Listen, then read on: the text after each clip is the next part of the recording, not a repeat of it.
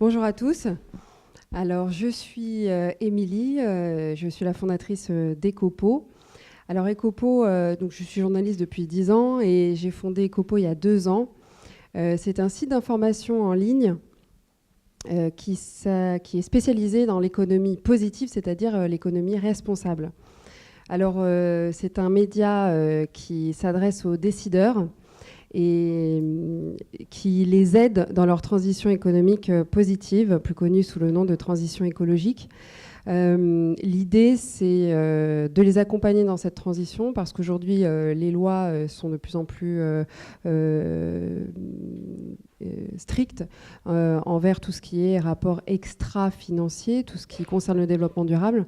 Donc, elles ne savent pas comment s'y prendre et du coup, Ecopo a cette volonté de les accompagner dans cette transition-là en montrant ce qui se fait en termes d'innovation sociale, d'engagement sociétal et d'impact environnemental. Le choix d'Ecopo, c'est d'opter pour une méthode particulière qui est journalisme de solution, qui est connu aussi sous le nom de journalisme constructif, journalisme d'impact. Voilà, donc c'est un parti pris particulier parce qu'aujourd'hui les médias ont tendance à montrer très bien les problèmes, mais un petit peu moins parfois les solutions. Et en montrant les initiatives positives, les innovations dans cette économie-là, comme par exemple la mairie de Paris qui a mis en place pour sa piscine municipale de la Butte aux Cailles un partenariat avec une société de production de films d'animation 3D qui a des data centers qui réchauffent la piscine municipale.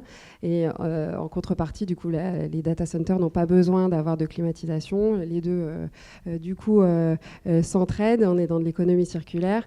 Voilà, en montrant ça, ça peut donner des idées dans d'autres mairies, etc. Donc, voilà. Donc l'idée, c'est de faire un cercle vertueux et le Tank Média permettrait à Ecopo, à sa dizaine de journalistes qui sont pour le moment indépendants, d'embaucher, enfin ça me permettrait à moi, qui suis toute seule du coup à porter ce projet, d'embaucher des journalistes et puis à lancer aussi une newsletter payante d'intelligence économique, voilà, destinée aux décideurs, donc d'entreprises privées comme publiques, tout secteur confondu, toute taille confondue. Voilà. Merci.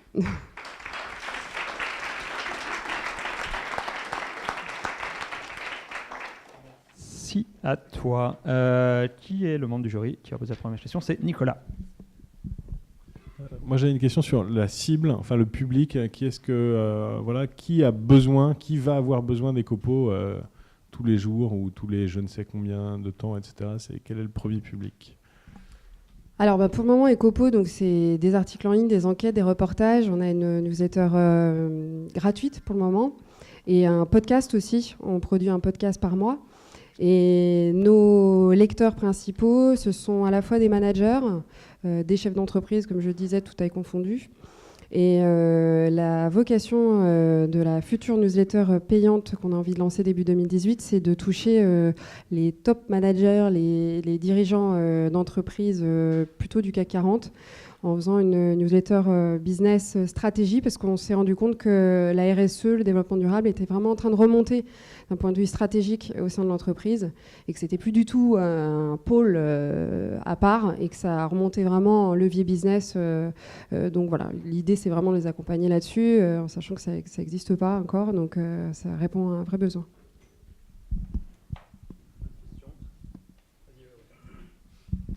Bonjour. L'une des remarques qui est formulée au sujet du journalisme positif ou de solution, c'est qu'il manque parfois de consistance en termes d'investigation et de vrai travail, de challenger l'info en fait derrière la bonne idée.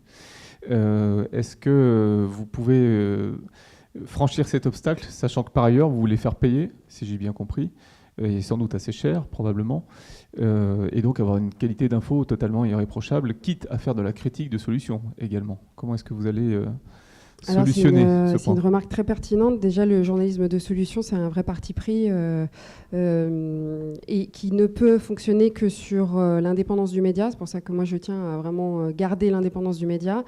Et l'abonnement sera payant comme tout autre média. Et l'idée, c'est de rester entièrement indépendant. Donc, on est dans un journalisme de solution qui privilégie des enquêtes d'investigation longues, qui va essayer de tenter de trouver des solutions, de montrer ce qui se fait de bien.